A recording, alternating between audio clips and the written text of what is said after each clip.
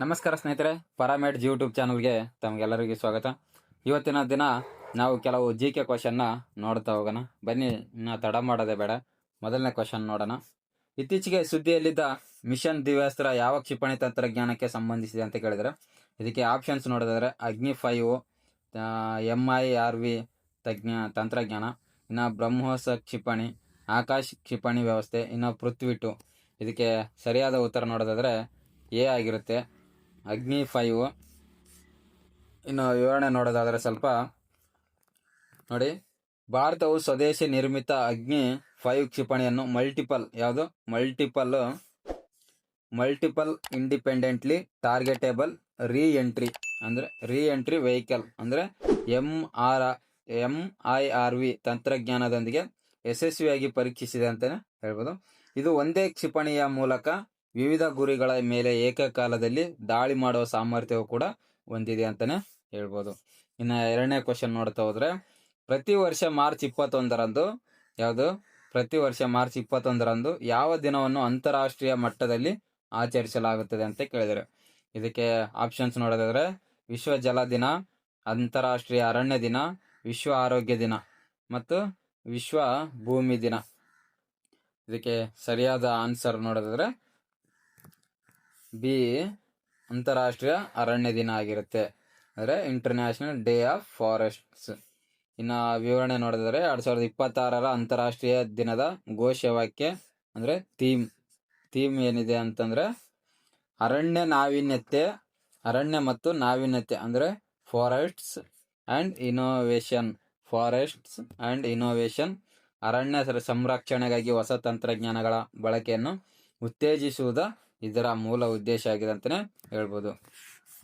Next question ನೋಡೋದಾದ್ರೆ ನಾವು, ಭಾರತದ ಯಾವ ರಾಜ್ಯವು ಇತ್ತೀಚೆಗೆ ಸಮಾನ ನಾಗರಿಕ ಸಂಹಿತೆಯನ್ನು UCC ಜಾರಿಯನ್ನು ತಂದ ಮೊದಲ ರಾಜ್ಯ ಯಾವುದು ಅಂತ ಕೇಳಿದರೆ, ಇದಕ್ಕೆ ಸರಿಯಾದ ಆಪ್ಷನ್ಸ್ ನೋಡಿದರೆ ಕರ್ನಾಟಕ, ಗುಜರಾತ್, ಉತ್ತರಾಖಂಡ, ಗೋವಾ. ಇದಕ್ಕೆ ಸರಿಯಾದ ಉತ್ತರ ಸಿ ಆಗಿರುತ್ತೆ ನೋಡಿ. ಇದಕ್ಕೆ ಸರಿಯಾದ ಉತ್ತರ ಸಿ, ಉತ್ತರಾಖಂಡ ಆಗಿರುತ್ತೆ. ಇದಕ್ಕೆ ಸ್ವಾತಂತ್ರ್ಯದ ನಂತರ ಭಾರತದಲ್ಲಿ ಯೂನಿಫಾರ್ಮ್ ಸಿವಿಲ್ ಕೋಡ್ ಅಂದರೆ UCC ಅಂಗೀಕರಿಸಿದ ಮೊದಲ ರಾಜ್ಯ ಉತ್ತರಾಖಂಡ ಆಗಿರುತ್ತದೆ. ಗಮನಿಸಿ, ಗೋವಾದಲ್ಲಿ ಪೋರ್ಚುಗೀಸ್ ಕಾಲದ ನಾಗರಿಕ ಸಂಹಿತೆ ಮೊದಲ ಜಾರಿಯಲ್ಲಿದೆ ಅಂತಲೇ ಹೇಳ್ಬೋದು. ಇನ್ನು ನಾಲ್ಕನೇ ಕ್ವಶನ್, ಇತ್ತೀಚಿನ ವರದಿಯ ಪ್ರಕಾರ ವಿಶ್ವದ ಅತಿ ಉದ್ದದ ಯಾವುದು ಟ್ವಿನ್ ಲೇನ್ ಸೇಲಾ ಟನಲ್ ಅನ್ನು ಎಲ್ಲಿ ಉದ್ಘಾಟಿಸಲಾಯಿತು ಅಂತ ಕೇಳಿದ್ರೆ, ನಿಮ್ಮ ಆಪ್ಷನ್ಸು ಲಡಾಖ್, ಅರುಣಾಚಲ ಪ್ರದೇಶ್, ಹಿಮಾಚಲ ಪ್ರದೇಶ್ ಮತ್ತು ಜಮ್ಮು ಮತ್ತು ಕಾಶ್ಮೀರದಲ್ಲಿ ಅಂತ ಕೇಳಿದರೆ, ಇದಕ್ಕೆ ಸರಿಯಾದ ಉತ್ತರ ಬಿ ಆಗಿರುತ್ತೆ, ಅರುಣಾಚಲ ಪ್ರದೇಶ. ಇದನ್ನು ಗಡಿ ರಸ್ತೆಗಳ ಸಂಸ್ಥೆ ಅಂದರೆ BRO ನಿರ್ಮಿಸಿದ್ದು. ಇದು ತವಾಂಗ್ ಪ್ರದೇಶಕ್ಕೆ ಎಲ್ಲ ಹವಾಮಾನದಲ್ಲೂ ಸಂಪರ್ಕ ಕಲ್ಪಿಸುತ್ತದೆ. ಇದು ಸಮುದ್ರದ ಮಟ್ಟದಿಂದ ಸುಮಾರು 13,000 ಅಡಿ ಎತ್ತರದಲ್ಲಿದೆ ಅಂತಲೇ ಹೇಳ್ಬೋದು. ನೆಕ್ಸ್ಟ್ ಕ್ವಶನ್ ನೋಡೋದಾದ್ರೆ, ನೆಕ್ಸ್ಟ್ ಕ್ವಶನ್ನು 5ನೇದು. ಕೇಂದ್ರ 2026ರ ಕೇಂದ್ರ ಬಜೆಟ್ನಲ್ಲಿ ಘೋಷಿಸಿದಂತೆ ಲಖ್ಪತಿ ದೀದಿ ಯೋಜನೆಯ ಗುರಿಯನ್ನು ಎಷ್ಟು ಕೋಟಿಗೆ ಹೆಚ್ಚಿಸಲಾಗಿದೆ ಅಂತ ಕೇಳಿದ್ರೆ, ಯಾವುದು 2 ಕೋಟಿ, 3 ಕೋಟಿ, 4, 5 ಕೋಟಿ, ಯಾವ ಕೋಟಿ ಅಂತ ನೋಡೋದಾದ್ರೆ ಸರಿಯಾದ ಉತ್ತರ 3 ಕೋಟಿಗೆ ಅಂತಲೇ ಹೇಳ್ಬೋದು. ಬಿ, ಸರಿಯಾದ ಉತ್ತರ ಬಿ, ಲಖ್ಪತಿ ದೀದಿ ಯೋಜನೆಗೆ 3 ಕೋಟಿಯನ್ನು ಮೀಸಲಿಟ್ಟಿದ್ದಾರೆ ಅಂತ ಹೇಳ್ಬೋದು. ಇನ್ನು ಇದಕ್ಕೆ ವಿವರಣೆ ನೋಡೋದಾದ್ರೆ, ಸ್ವಸಹಾಯ ಸಂಘಗಳ ಮಹಿಳೆಯರನ್ನು ಆರ್ಥಿಕವಾಗಿ ಸಬಲೀಕರಣಗೊಳಿಸಿ ಅವರ ವಾರ್ಷಿಕ ಆದಾಯವನ್ನು ಕನಿಷ್ಠ 1 ಲಕ್ಷ ರೂಪಾಯಿಗೆ ಹೆಚ್ಚಿಸುವುದು ಈ ಯೋಜನೆಯ ಮುಖ್ಯ ಉದ್ದೇಶವಾಗಿದೆ ಅಂತ ಹೇಳಿದರೆ, ಅವರ ವಾರ್ಷಿಕ ಆದಾಯವನ್ನು ಕನಿಷ್ಠ 1 ಲಕ್ಷ ರೂಪಾಯಿಗೆ ಹೆಚ್ಚಿಸುವುದರ ಮೂಲಕ ಈ ಯೋಜನೆಯನ್ನು ಜಾರಿಗೆ ತರಲಾಗಿದೆ. ಯಾವುದು ಲಖ್ಪತಿ ದೀದಿ 3 ಕೋಟಿ ರೂಪಾಯಿಯಲ್ಲಿ. Next question 6ನೇದು. 2026ರ ಆರ್ಥಿಕ ಸಮೀಕ್ಷೆಯ ಪ್ರಕಾರ ಭಾರತದ GDP ಬೆಳವಣಿಗೆಯ ದರವು ಎಷ್ಟು ಇರಲಿದೆ ಎಂದು ಅಂದಾಜಿಸಲಾಗಿದೆ. ಎಷ್ಟು? 2026 ಆರ್ಥಿಕ ಸಮೀಕ್ಷೆ ಪ್ರಕಾರ GDP ಎಷ್ಟು ಇರಲಿದೆ ಅಂತ ಕೇಳಿದರೆ ಇದಕ್ಕೆ ಆಪ್ಷನ್ಸು 6.5, 7.0, 7.5, 8.2 ಅಂತ ಹೇಳಿದರೆ ಆಪ್ಷನ್ಸು. ಇನ್ನು ಆನ್ಸರ್ ನೋಡೋದಾದರೆ ನೋಡಿ, ಇದಕ್ಕೆ ಆನ್ಸರು ಬಿ ಆಗಿರುತ್ತೆ, 7.0. ಜಾಗತಿಕ ಆರ್ಥಿಕ ಮಂದಗತಿಯ ನಡುವೆಯೂ ಜಾಗತಿಕ ಆರ್ಥಿಕ ಮಂದಗತಿಯ ನಡುವೆಯೂ ಭಾರತವು ವಿಶ್ವದ ವೇಗವಾಗಿ ಬೆಳೆಯುತ್ತಿರುವ ದೊಡ್ಡ ಆರ್ಥಿಕತೆಯಾಗಿ ಮುಂದುವರಿಯಲಿದೆ ಎಂದು ಈ ವರದಿ ತಿಳಿಸ್ತದೆ ಅಂತಲೇ ಹೇಳ್ಬೋದು. ಇನ್ನು ನೆಕ್ಸ್ಟ್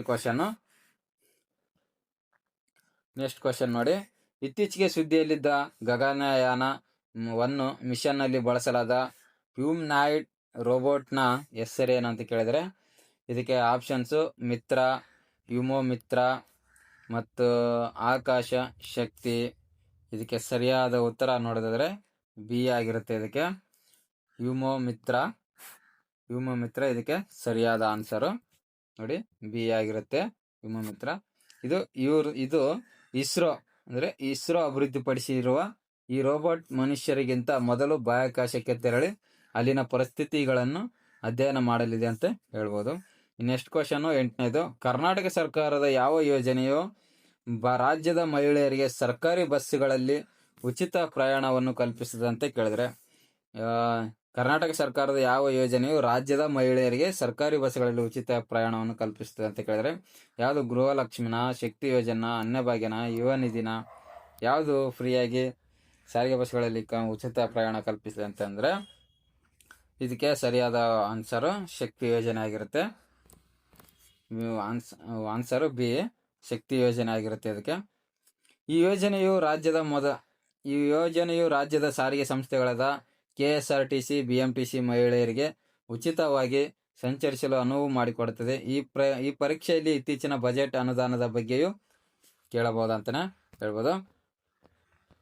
ನೆಕ್ಸ್ಟ್ ಕ್ವಶನ್ ನೋಡೋದಾದ್ರೆ 9ನೇದು, 2026ರ FIFA ವಿಶ್ವಕಪ್ ಫುಟ್ಬಾಲ್ ಪಂದ್ಯಾವಳಿಯು ಯಾವ ದೇಶಗಳಲ್ಲಿ ಜಂಟಿಯಾಗಿ ನಡೆಯಲಿದೆ?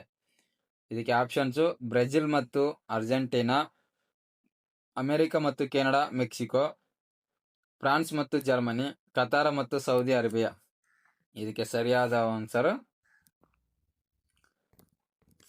ಬಿ ಆಗಿರುತ್ತೆ, ಅಮೆರಿಕ, ಕೆನಡಾ ಮತ್ತು ಮೆಕ್ಸಿಕೋ. ಇದು FIFA ಇತಿಹಾಸದಲ್ಲಿ ಅತಿ ದೊಡ್ಡ ಟೂರ್ನಿ ಆಗಿದ್ದು 48 ತಂಡಗಳ ಭಾಗವಹಿಸಲಿದೆ. ಉತ್ತರ ಅಮೆರಿಕ ಖಂಡದ 3 ರಾಷ್ಟ್ರಗಳು ಇದಕ್ಕೆ ಆತಿಥ್ಯ ವಹಿಸಿವೆ ಅಂತಲೇ ಹೇಳ್ಬೋದು. ನೆಕ್ಸ್ಟ್ ಕ್ವಶನು, ವಿಶ್ವ ಜಲ ದಿನ 10ನೇದು, ವಿಶ್ವ ಜಲ ದಿನ ವರ್ಲ್ಡ್ ವಾಟರ್ ಡೇ ಅನ್ನು ಪ್ರತಿ ವರ್ಷ ಯಾವ ದಿನಾಂಕದಂದು ಆಚರಿಸಲಾಗುತ್ತೆ ಅಂತ ಕೇಳಿದ್ರೆ options March 21, March 22, April 22, June 5. ಇದಕ್ಕೆ ಸರಿಯಾದ ಆನ್ಸರ್ ನೋಡೋದಾದ್ರೆ ಸರಿಯಾದ ಆನ್ಸರು ಬಿ ಆಗಿರುತ್ತೆ, ಮಾರ್ಚ್ 22. ಇಲ್ಲಿಗೆ ಈ ವಿಡಿಯೋ ಮುಗಿಸ್ತಾ ಇದ್ದೀನಿ. ಈ ವಿಡಿಯೋ ನಿಮ್ಗೆ ಏನಾದರೂ ಇಷ್ಟ ಆಗಿದ್ರೆ ಒಂದು ಲೈಕ್, ಸಬ್ಸ್ಕ್ರೈಬ್ ಮಾಡಿಕೊಂಡು ನಮ್ಮ ಮುಂದಿನ ವಿಡಿಯೋಗೆ ನಿಮ್ಮ ಪ್ರೋತ್ಸಾಹ ನೀಡಿ ಅಂತ ಕೇಳ್ತಾ ಈ ವಿಡಿಯೋ ಇಲ್ಲಿಗೆ ಮುಗಿಸ್ತಾ ಇದ್ದೀನಿ. ಧನ್ಯವಾದಗಳು.